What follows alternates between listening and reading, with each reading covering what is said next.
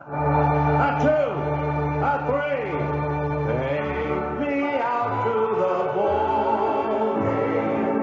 Take me out to the crowd.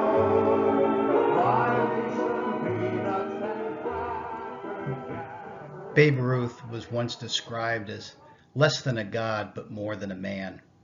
This is not the Babe Ruth story. This is the story of another baseball legend, more infamous than famous. The story of Charlie Hustle, the Cincinnati Reds' Pete Rose. Now, why do we bring this story to you as a leadership lesson? Because it's a cautionary tale about leadership, of a man who was able to wear all three hats of leadership effectively, yet in the end failed as a leader because he was unaware of the things that would take him down. So let's take a look at Charlie Hustle. You can't argue with Pete Rose as an individual contributor.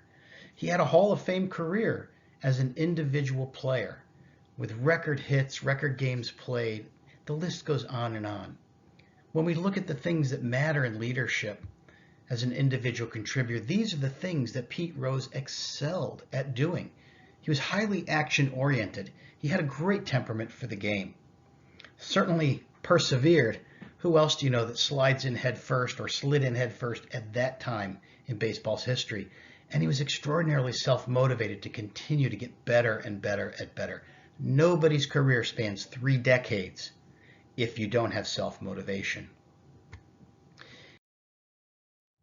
What many people don't know about Pete Rose is that in addition to wearing the leads the self hat as an individual contributor and being a superstar, he was also the Reds manager for a number of years. As a matter of fact, he managed the Reds from 1984 to 1989. Now, what's interesting about that particular fact is while he was managing in 84, 85, and 86, he was also a player. He was the true player coach. Pete excelled at these skills of a manager, providing direction to his team, developing his junior talent, confronting umpires by kicking dirt on their shoes, for example, and certainly his ability to manage the resources of his team. So think about it. An individual contributor, a team leader, and also potentially a leader of an entire organization. Pete Rose could have been the face of a franchise. Certainly many Reds fans will tell you today he was the greatest player ever to play for the Reds. He certainly exhibited the leads the firm type of skills and attributes, challenging the assumptions about baseball, inspiring other baseball players, and driving a vision of what baseball could be. But alas for Pete, it was not to be. You might think this is a picture of Pete entering the Hall of Fame, tipping his cap to all those who saw him as a player, who saw him as a leader, who saw him as a manager.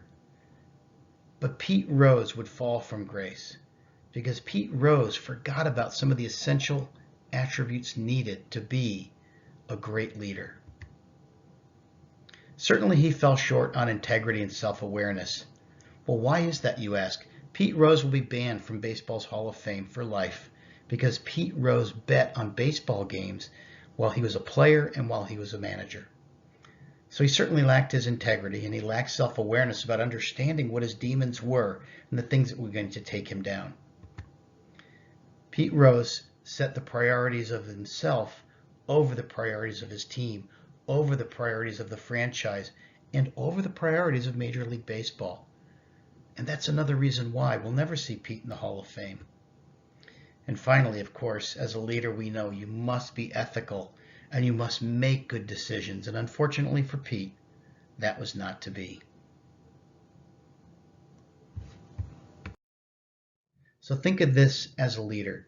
The story of Charlie Hustle is a cautionary tale for all of us who are individual contributors or leaders in our own right. Be curious, be humble, and be self-aware so you don't get called out in the end. If you've enjoyed this, please visit our website, go visit us online. Check out our YouTube channel. I look forward to sharing with you more leadership stories next time.